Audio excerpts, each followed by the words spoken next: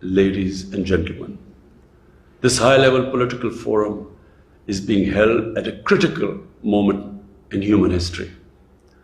The world is facing an unprecedented triple challenge: the COVID-19 pandemic, the reversal of economic progress, and the existential threat posed by climate change. I commend the excellent role played by the UN Secretary General and the entire UN systems relief and recovery efforts in the wake of the pandemic. By the grace of Almighty Allah, Pakistan has been more fortunate than other countries.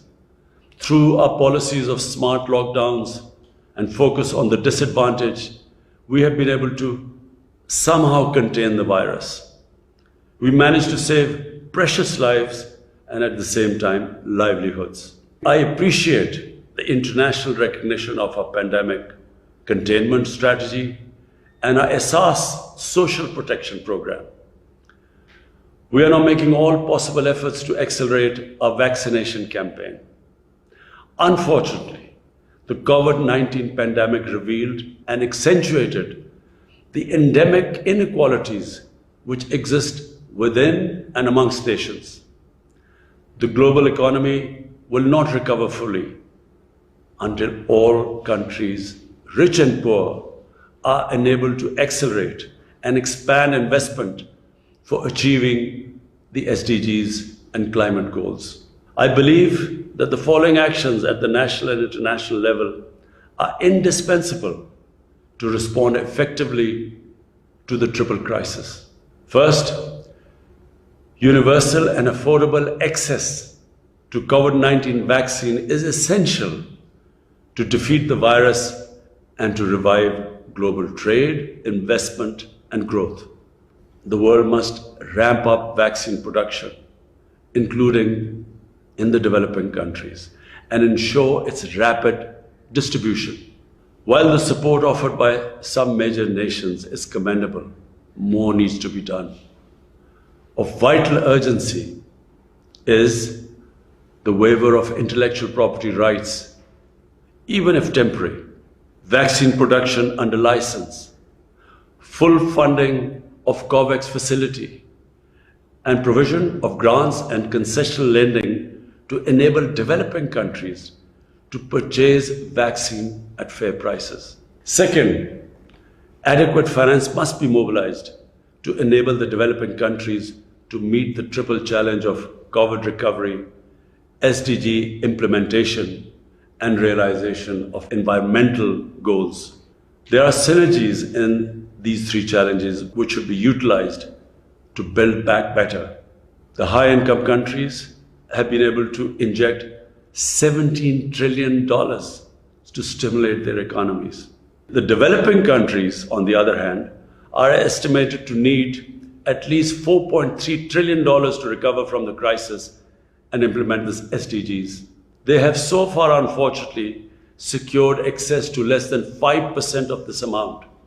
Last September, I had proposed the creation of new IMF special drawing rights as an effective way to generate development financing.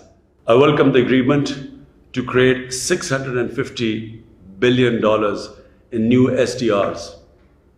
Yet the additional reserves created for the poorest countries will not provide anywhere close to the magnitude of the financial relief they require.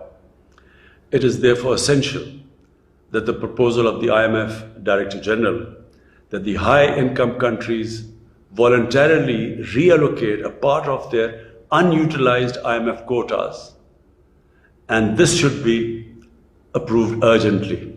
I hope that at least $150 billion will be reallocated to finance sustainable development projects and programs in developing countries through the IMF, World Bank, and other development banks and institutions. The restructuring of high-cost debt is another essential instrument to provide fiscal space and development finance for the affected developing countries. Any common framework for debt restructuring should not involve protracted negotiations that would defeat the purpose of the debt relief. At this critical time, Commitments made to provide concessional and grant finance to developing countries, including the 0.7% ODA commitment and the advanced IDA 20 window of $50 billion must be fulfilled. Similarly, fulfillment of the commitment made by developed countries to provide $100 billion per year in climate finance is vital, including for the success of the COP26 in Glasgow. The accumulated climate finance commitment now amounts to over $1 trillion. The amounts offered for development, cooperation, including ODA, cannot be double counted as part of the climate finance commitment. At least 50% of the climate finance should be allocated for adaptation. It would enable developing countries to implement their climate commitments in accordance with the principle of common but differentiated responsibilities. Pakistan's landmark projects, such as our Recharge Initiative and 10 billion tree tsunami project, can benefit greatly from such support. Third, national and international development strategies should target sectors that enable developing countries to respond to the triple challenge.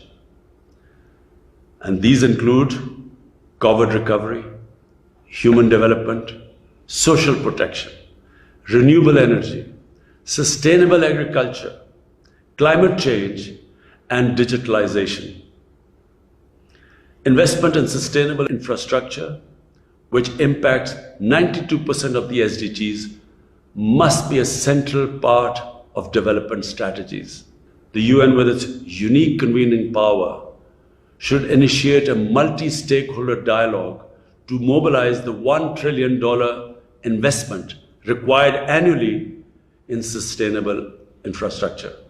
Moreover, the UN development system, including the SDG investment fair, can make a vital contribution in enabling developing countries to propose viable projects that can attract public and private investment.